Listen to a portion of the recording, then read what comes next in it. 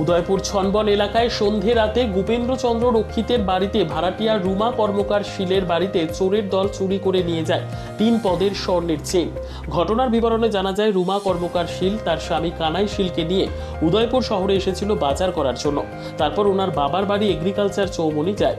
সেখান থেকে সন্ধে 7টা নাগাদ বাড়িতে এসে দেখে ঘরের দরজা খোলা, গোদরেজের মধ্যে তাকিয়ে দেখে সোনার চেন নেই। একের পর এক উদয়পুর শহরে চুরিকাণ্ডে আতঙ্ক বিরাজ করছে সাধারণ মানুষের মধ্যে। কত টাকার হবে কত টাকা কয় পদ জিনিস ছিল? 3 পদ জিনিস আছে। সবগুলো সোনার জিনিস ছিল না? এখানে কি ভাড়া থাকেন আপনি? কার বাড়িতে থাকেন? গোপেন্দ্রচন্দ্র রক্ষী। হ্যাঁ, গোপেন্দ্রচন্দ্র রক্ষী। এলাকাটা কোন এলাকাটা? সনবন। আপনার হাজবেন্ড না? কানাই শীল।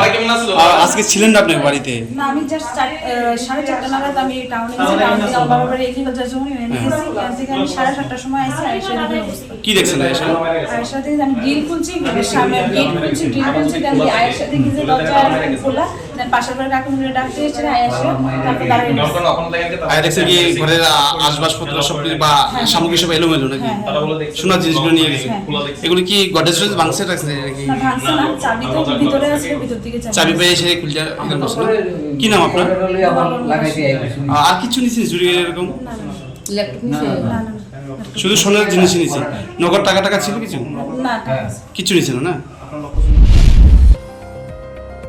নিজস্ব প্রতিনিধির রিপোর্ট, দুরন্ত টিভি।